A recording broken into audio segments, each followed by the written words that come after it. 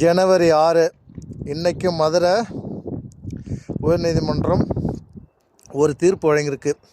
திருப்பரங்குன்றத்தில் முருகன் கோயிலில் நீங்கள் மலை மேலே உள்ள தீபத்தூணில் தீபம் ஏற்றலாம் அப்படின்னு. இதுக்கு பல தடங்கள் விதித்தது தமிழக அரசு. கடைசியில் திமுக அரசு மண்ணை கவ்வியதான் மிச்சம். புரியுதுங்களா? யாரும் ஒன்றும் மண்ணில் நடந்துக்கிட்டு இருக்காங்க. இந்து முஸ்லீம் கிறிஸ்துவர் எல்லாம் மாமா மச்சானா பழகிட்டுருக்காங்க. இந்த திமுக காரங்களாக ஒரு இதை வச்சுக்கிட்டு இவங்களாம் ஏற்றிக்கிட்டு அதை அப்படி பண்ணணும் இப்படி பண்ணணும் என்ன சொல்லி தமிழ்நாட்டை ஒரு கலவர பூமியாக மாற்றணும்னு நினைக்கிறாங்க. அது நடக்காது, இனி நடக்கவும் விடமாட்டாங்க. அதனால் எல்லாம் மாமா மச்சானா பழகிட்டு இருக்குது. இந்த தமிழக அரசுக்கு ஒத்து வரல. பல மேல்முறையீடு செஞ்சு எல்லா இடத்துலையும் அசிங்கப்பட்டது தான் மிச்சம். வேறு ஒன்றும் கிடையாது.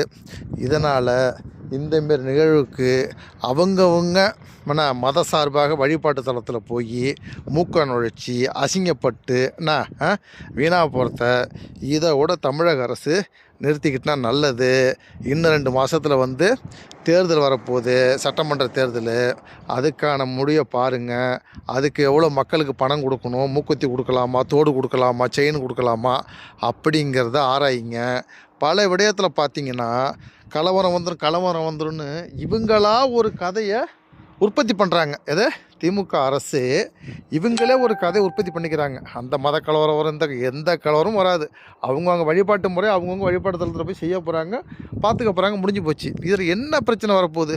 தேவையில்லாமல் மூக்க நுழைச்சி திமுக அரசு அசிங்கப்பட்டது தான் மிச்சம். இனிமேல் இந்தமாரி பிரச்சனையை கையில் எடுக்காமல் அவங்கவுங்க கொள்ளடிச்சு வச்சுருக்க பணத்தை எப்படி நல்ல வழிப்படுத்தணும், என்ன பண்ணணும், ஏது பண்ணணும், நம்ம பிஸ்னஸை வெளிநாட்டில் போய் எப்படி டெவலப்மெண்ட் பண்ணணும் அதை மட்டும் பாருங்கள். மக்களை இடையூறு பண்ணிக்கிட்டு மக்களுக்கு தொந்தரவு கொடுத்துக்கிட்டு தேவையில்லாமல் பேச்சு வாங்கிக்கிட்டு இதை ஒரு விவாதம் நடத்திக்கிட்டு இருக்கக்கூடாது. இதுதான் என்னோடய வேண்டுகோள்.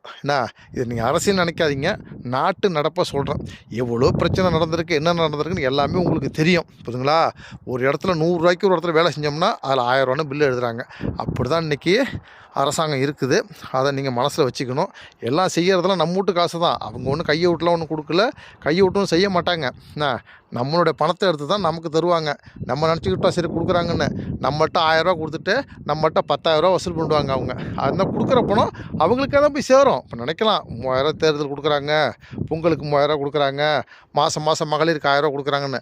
அதை தாண்டி போனால் திரும்ப அவங்ககிட்ட தான் போய் சேருது. அந்த பணம் மக்களே உணரணும். உணரவில்லை என்றால் நாம் காலத்துக்கும் கத்தி கொண்டே தான் இருக்கணும். நன்றி.